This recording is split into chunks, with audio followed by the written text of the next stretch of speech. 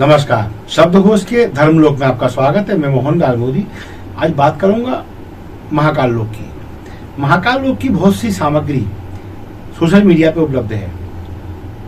कितनी मूर्तियां हैं, चित्रकारी कैसी है, छटा कैसी में किस तरह से निखारा गया है लोक को, अरबों रुपए उसमें लगाए गए हैं।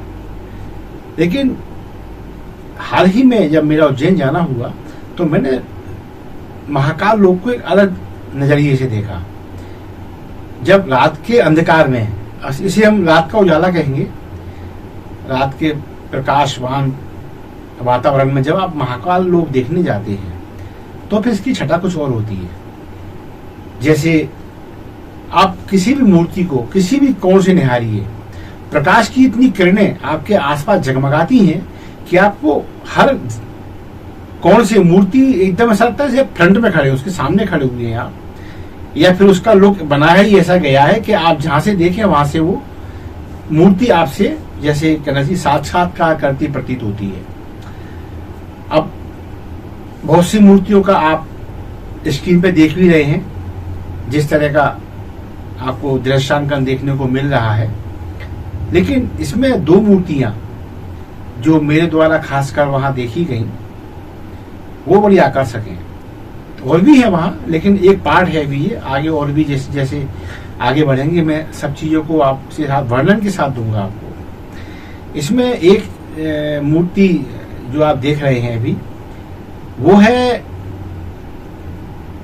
उस देवासुर संग्राम की जो देवताओं के सेनापति कार्तिकेय जी के नेतृत्व में लड़ा गया तारकासुर वध के लिए। आप सभी को मालूम है कि तारकासुर को यही एक वरदान था कि उसका वध, इसे शाप कहें या वरदान कहें, क्योंकि कार्तिकेय शिवपुत्र के हाथों ही इसका वध होना है। तो मैं तो इसे वरदान ही कहूंगा, क्योंकि जब शिवपुत्र के हाथ से मरण है तो फिर इसमें तरण भी है। तो ये वरदान था। यही कारण रहा कि जब आदि शक्ति महासती जब अग्नि में भस्मीभूत हो गई तो भगवान शिव लंबी तपस्या में लीन हो गए। ये निराशा का वातावरण छा गया देवताओं में। तारकासुर ने एक प्रलय जैसी स्थिति उत्पन्न कर दी ब्रह्मांड के अंदर। उसने सभी, खासकर देवा कहना चाहिए देव शक्तियां जो होती हैं, सज्जन शक्तियां जो होती हैं, उनको उसने इतना तंग किया, देवताओं को उसने निर्वासित कर दिया। सब उसने अत्याचार जारी रखे। और सब जानते थे भगवान शंकर के पुत्र से इसका वध होना है, लेकिन भगवान शंकर तपस्या में है। महासती ने अपनी आहुति यज्ञ में दे दी है, अब पुत्र कहां से हो। तो देवताओं ने भगवान विष्णु जी की प्रेरणा से कामदेव को तैयार किया कि तुम जगाओ। कामदेव जानता था कि मैं यदि जगाऊंगा तो भगवान के कोप से बच नहीं पाऊंगा, लेकिन देवताओं के हित में उसने ये जोखिम लिया। और उसने अपनी जो शक्तियां हैं, अपनी उसकी पत्नी को रति को साथ लेकर और शक्तियों को साथ लेकर उसने वहां जो एक वातावरण निर्मित किया, एक काम भावना से प्रेरित एक ऐसा वातावरण ने बनाया कि पूरी सृष्टि मोहित हो गई। लेकिन भगवान तो आदि देव हैं, तो प्रश्न ही नहीं उठता कि वो मोहित होते। लिहाजा उसने 5 बाण भगवान पर छोड़ दिए और भगवान क्रोध में आके उन्होंने सबसे पहले अपना तीसरा नेत्र खोला और जो भी सामने दिखा शत्रु के रूप में जिसने वार किया था उसे भस्म कर दिया। वो कामदेव था। खैर, भगवान रति ने उनसे क्षमा याचना की और बताया वृतांत पूरा किया है। तब भगवान ने प्रसन्न होकर कहा कि ये अनंग के रूप में आज से सृष्टि में व्याप्त रहेंगे और द्वापर में जब श्री हरि विष्णु जी भगवान कृष्ण के रूप में अवतार लेंगे तब तुम्हारा पुत्र उनके यहाँ ये रति से कहा गया था, तब तुम्हारा पति जो अब अनंग है वो प्रद्युम्न के रूप में उनके यहाँ जन्म लेगा और तब तुम्हें वो प्राप्त होंगे। और कार्तिक जी जब शादी हुई, फिर भगवान शंकर की माता पार्वती के साथ जो महासती थी, उन्होंने राजा हिमालय के यहाँ जन्म लिया महारानी मैना के गर्भ से, और भगवान शंकर के साथ उनका विवाह हुआ। बड़ा सुंदर वर्णन है विवाह का। दाम्पत्य जीवन निष्कंटक हो जाता है जो भगवान शिव के विवाह को सुनता है, पढ़ता है। तो उस विवाह के बाद कार्तिकेय जी का जन्म हुआ और उन्होंने फिर उस युद्ध का नेतृत्व किया सेनापति के रूप में, और तारकासुर का वध करने में देवता सफल हुए। तो ये वो मूर्ति जो मैं आपको दिखा रहा था, ये वो है। दूसरी एक और मूर्ति ने मुझे अपनी ओर आकर्षित किया। इसमें जो वीरभद्र है, ये दक्ष प्रजापति को उनका वध करने का प्रयास कर रहा है। ये चित्रांकन जो दृश्यांकन जो है, इसमें बहुत स्पष्ट प्रतीत होता है कि राजा दक्ष को अपने आधिपत्य में कर लिया है वीरभद्र ने, और अब उनका वध करने को तैयार है। अब जी वीरभद्र कौन है? मैं ये नहीं कहता कि मैं सब कुछ नया उद्घाटित कर रहा हूँ, सब कुछ विद्वानों ने पहले से कह रखा है, लेकिन चूंकि सामने दृश्यांकन है तो फिर मैं चाहूंगा कि इस बारे में आपको विस्तार से बता दूं। ये वीरभद्र भगवान शंकर का रुद्र अंश है। भगवान के केश, भगवान शंकर जी केश यानी बाल, उनके केश से ही उत्पन्न हुआ है, उनकी जटाओं से।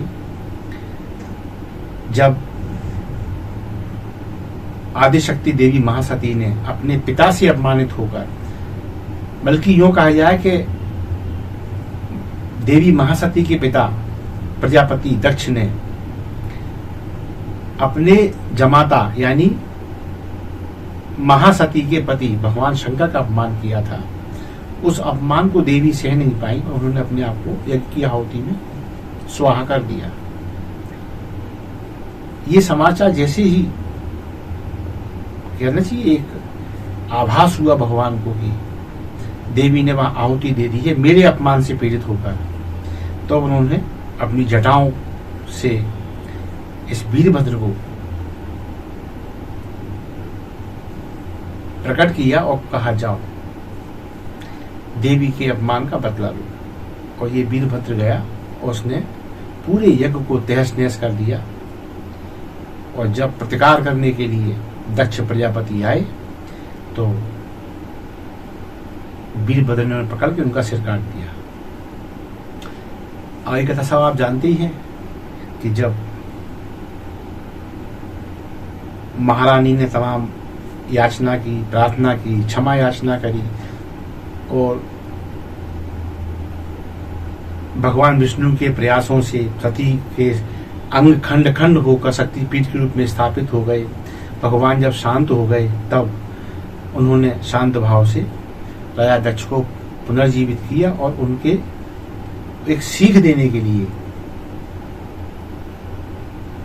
एक मेमने का सिर उनके शीश की जगह स्थापित कर दिया था, ताकि उनके अंदर जो मैं राजा दक्ष, मैं प्रजापति का जो भाव था वो उन्होंने उस भाव को इंगित करने के लिए, सजा देने के लिए, दंडित करने के लिए मेमने का सिर लगाया, शायद इस अभिप्राय के साथ कि अब तुम जिंदगी में मेमे करते रहो। ये वो दृश्यांकन है। बाकी ढेर सारी मूर्तियां हैं। भगवान गणपति बिल्कुल हवा में जैसे टंगे हुए हैं। भगवान गणपति की कई प्रतिमा है यहाँ। प्रकाश का बड़ा महत्व है इस पूरे दृश्यांकन में, और मैं बिल्कुल इस बाबत सहमत हूं कि मध्य प्रदेश शासन ने काफी खर्च किया है इस पे और एक आकर्षक वातावरण तैयार कर दिया है। इससे उज्जैन का पर्यटन उद्योग तो बढ़ा है और ये कहने जैसे कई गुना अधिक बढ़ गया है। तो वहाँ के जो वाहन वाले हैं वो भी खुश हैं, सवारियाँ मिलती हैं उन्हें। जो होटल थे वो लगभग फुल बने रहते हैं, धर्मशालाएं फुल बनी रहती हैं, लॉज भरे रहते हैं। यही नहीं, कुछ लोगों ने जो उनके भवन में अतिरिक्त स्थान बेकार पड़ा हुआ था, मान लीजिए घर में 8-10 कमरे हैं, उपयोग में 2-3 ही आ रहे हैं, 6-7 खाली पड़े हुए हैं, तो उन्होंने क्या किया है, उन कमरों को एक रेस्ट हाउस के रूप में डेवलप कर दिया है और लोगों को पेइंग गेस्ट जैसी सेवाएं दे रहे हैं। तो एक अतिरिक्त आय का साधन आम व्यक्ति को मिला है, वहां के रहने वाले दुकानदारों की बिक्री बढ़ी हुई है।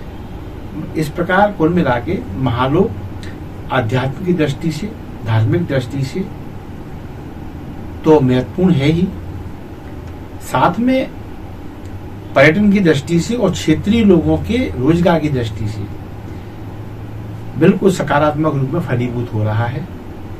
और हम कह सकते हैं कि बाबा महाकाल की कृपा से अब उज्जैन वासी निरंतर प्रगति की ओर अग्रसर है। ये महालोक विश्व में व्याप्त और स्थापित अरबों हिंदुओं की आस्था का केंद्र है, बना रहेगा। उसका लाभ उज्जैन वासियों को मिलेगा, मध्य प्रदेश को मिलेगा। बस इन्हीं कामनाओं के साथ मैं मोहनलाल मोदी आज इस धर्मलोक की बात को यहाँ विराम दूंगा। फिर किसी नई व्याख्या के साथ, नई तस्वीर के साथ, नए मुद्दे के साथ आपके सामने आऊंगा। तब तक के लिए आज्ञा दीजिए। नमस्कार। जय महाकाल।